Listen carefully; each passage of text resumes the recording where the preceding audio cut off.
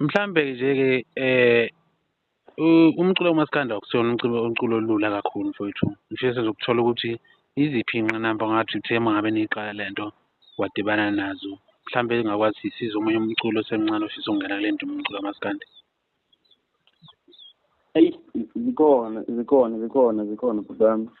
Ziningi, mhlawumbe ezinye ngidalule kodwa nje ziningi, ikakhulukazi uma ngabe uthola ukuthi umntwana osemncane njengami ongenawo amandla amangako okuyiphatha, ngoba umculo uyadura, ngeke sikufihle lokho. Umculo uyadura, uyabiza futhi, isitudio siyadura. So nje ngathi zona iy'ngqinamba nje ey'nkulu kakhulu nje lezo engisabonile ukuthi izona ezingishayayo.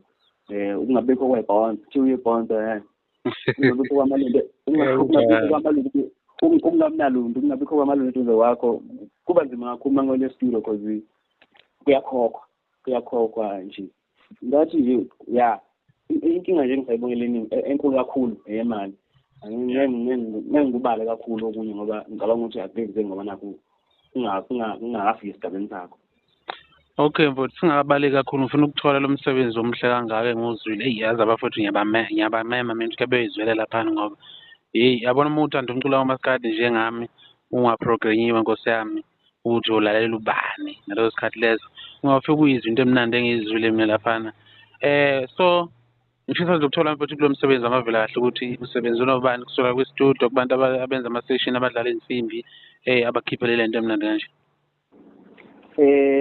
Lapha kuleza ngoma engikhiphe bengiqale ngazo ukhipha zalesiye lezo oyishoyo iqembu lamavila kahle bengikhiphe lapha kukhona i-studio esetshenzwa umphoshi laphana ubhuti Bryce Mabuza.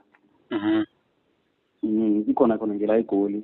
Ngenze kusona ingoma umuntu ushaya edingi enye inkundla yangapha ngakithi emakhaya uBenton Vosbeya kube uJJ Mfambu uthuma kwi-keyboard. uBenton Vosbeya uneshine bass guitar futhi. Yeah. Nebhadi inkosi nabe engakayisebenzisi. Kodwa kulezi engizenza njengamanje because ngisestudio kulezi zinto ngathi mhlambe isithe ukuvela vela ingoma khona ngiyivezile yothi ethi Jolana ukhulule yeswelane Jolana yeswelane